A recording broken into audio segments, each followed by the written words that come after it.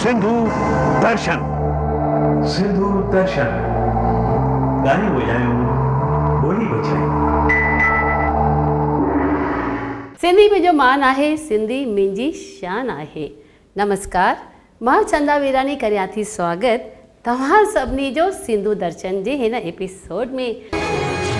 ख़बर जी नज़र सिर्फ़ ऐं सिर्फ़ सिंधु दर्शन ते। अॼु ॿुधाईंदसि तव्हांखे पंहिंजे ॿोलीअ जे बारे में। असांजी ॿोली सिंधी ॿोली मिठड़ी अबाणी ॿोली जंहिंमें आहिनि 52 अखर जे दुनिया जे कंहिं बि भाषा में कोन्हनि ऐं उहे कंहिं सां बि मुक़ाबिलो नथा करे सघनि।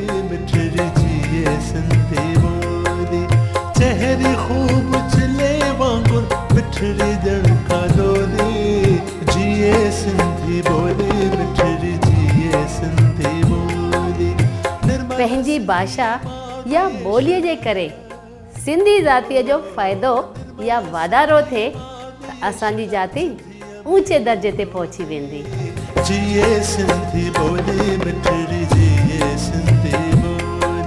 कंहिं ज़माने में ॻारी बत्ती वारी गाॾीअ खे ॾिसी उन जे उहिदेदारनि ऑफिसरनि यानी कि IPS, IRS, IAS खे वॾनि पदनि ते ॾिसंदे सोचींदी हुअसि त मां कॾहिं अहिड़नि उहिदनि ते पहुचंदसि, पर मुंहिंजी सोच ई रहिजी वई।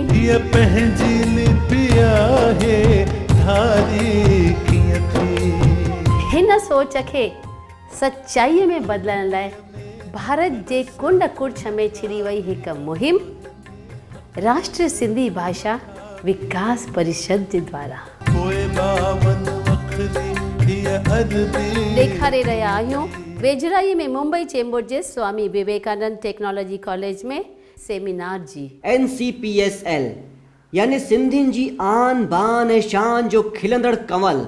हिन कंवल पंहिंजी खुशबू महकाई महाराष्ट्र मुंबई चेंबूर जे विवेकानंद एजुकेशन सोसाइटी जे ज्ञान सरोवर में, जिते वर्कशॉप हो civil services examination with Sindhi language and literature जे संदर्भ में। हिन ही प्रोग्राम में हिक हस्ती जे बारे में सिंधु दर्शन ऐं टीम पारां अर्ज़ आहे कि सिधी सवली ऐं सवाटी ॻाल्हि खे बि खिलखिलाए करे पेश करण जी अद्भुत कला जा मालिक Delhi university department of Sindhi जा head director of NCPSL Shri Ravi Prakash Tekchandani ji. या ग्रुप बी मां लैंग्वेजेस ए खां वठी करे यू ताईं हिन में सिंधी नज़र अचे थी पई? आहे त सिंधी जॾहिं नज़र ईंदी आहे त ताड़ियूं वॼाइबियूं आहिनि न। सिंधी ॾिसो, हिन में देवनागरी ऐं अरबिक ॿिन्ही स्क्रिप्ट में तव्हां अपीयर थी सघो था पिया। हिन प्रोग्राम जो मुख्य उद्देश्य हो नई सिंधी टईअ खे यादि ॾियारणु कि असीं सिंधी आर्य आहियूं ऐं सदा आर्य ई रहंदासीं। आर्य माने राजा, शासक ऐं राज कंदड़, जेके अॼु जे ज़माने में कोठिया वेंदा आहिनि IAS, IPS ऐं IRS officers. Vivekanand education society जे प्रेसिडेंट ऐं महाराष्ट्र सिंधी अकेडमी जे मेंबर महेश तेजवानीअ जो बि संदेश ॾिसंदासीं ॿारनि लाइ। इहो हिकिड़ो तमामु सुठो क़दम आहे अॻिते जी पीढ़ीअ लाइ त असां ब्यूरोक्रेसी में एक्टिव थियूं।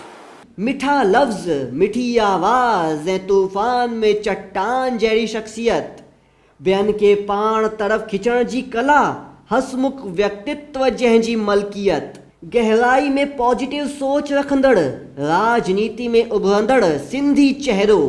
ॻाल्हि कयूं पिया श्री गुरुमुख जगवानी जी, जिन मथां आहे असांखे विश्वास गहरो। हिकिड़ो पॉलिटिशियन हूंदो आहे जेको मुल्क ते राज कंदो आहे, जंहिंमें प्राइम मिनिस्टर ठहंदो आहे, मिनिस्टर ठहंदो आहे, ऐं हिकिड़ो IAS हूंदो आहे जेको राज खे हलाईंदो आहे। कानून असेंबली ठाहींदी आहे पर कानून खे जेको लागू कंदो आहे उहो IAS IPS हूंदो आहे। हिन सेमिनार में मुख्य महिमान हुआ BJP सिंधी सेल मुंबई जा प्रेसिडेंट श्री हीरू थरियानी जी, कॉलेज जी प्रिंसिपल श्री रेवाचंद नानवानी जी। दोस्तों, हाणे त हिन नतीजे ते पहुचणो ई पवंदो त पंहिंजनि ॿारनि खे सिंधी ॿोली खणाए वॾनि उहिदनि ते पहुचाइणो ई पवंदो। यानी कि पहुंचाई रहंदासीं जीअं सिंधी समाज फ़ख़्राए थो रहे। ख़बर ते नज़र रखी सिंधु दर्शन ताणी पहुचायो असांजे सिंधीअ जे शहदाई श्री बिहारी शहरी जी ऐं चंदा वीरानी जी।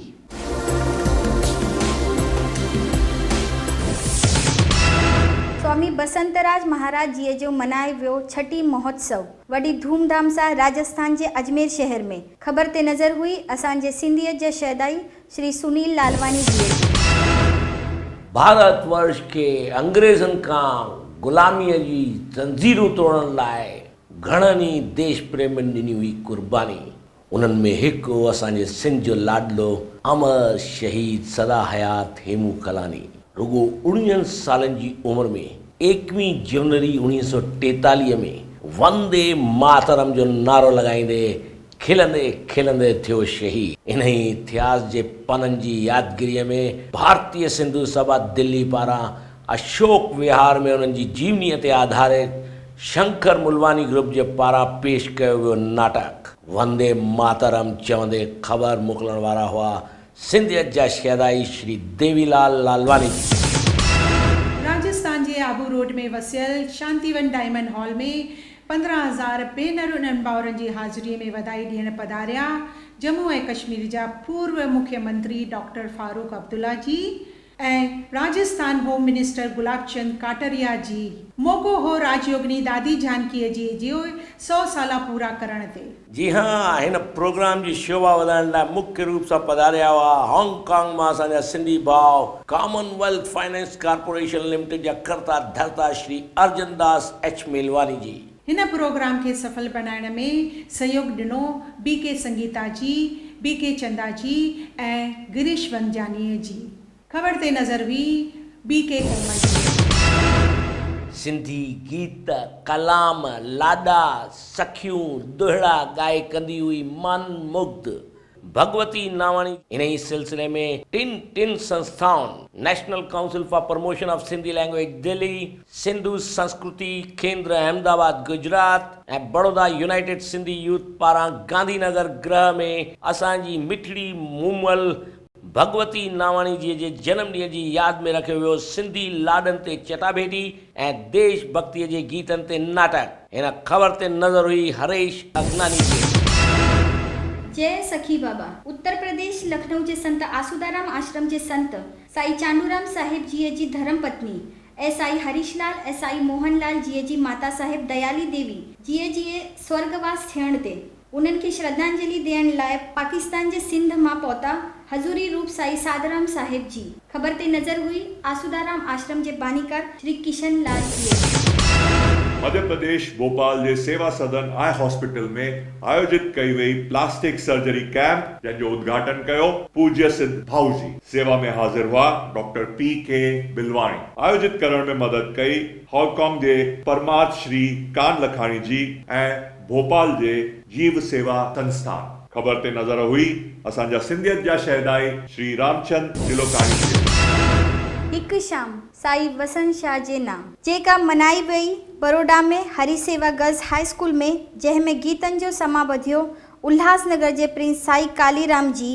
अहिड़े ही ॿी महफ़िल पंहिंजे गीतनि सां सजाई छत्तीसगढ़ जे चक्रभाटा में लाल साई जी जे दरबार में, जंहिंजी हिकु झलक हिन सुहिणी ख़बर के कैमरे में कैद कयो बड़ौदा मां हरेश अगनानी जी ऐं चक्रभाटा मां अविनाश थारानी जी। हलचल ख़बरुनि में सिंधी उत्सवनि जूं जानकारियूं ऐं झलकियूं सभिनी भाउरनि ऐं भेनरुनि खे कुर्बाइती कोठ आहे। तव्हीं ॾिसंदा विश्व जे कुंड कुर्छ मां स्वामी राजाराम साहिबनि जी 56वीं वर्सी उत्सव ते छत्तीसगढ़ जे न्यू रायपुर स्थित पवित्र शदानी दरबार में 3 मार्च खां 2 अप्रैल जरूर पधारजो। खेल मस्तीअ में ॾेखारींदा रहंदासीं दुनिया जे कुंड कुछ जूं ख़बरूं। सिंधु दर्शन में ख़बरुनि जो सिलसिलो न कॾहिं बंदि थियणो आहे ऐं न बंदि थींदो, जो असां सां गॾु आहिनि सिंधियत जा शहदाई।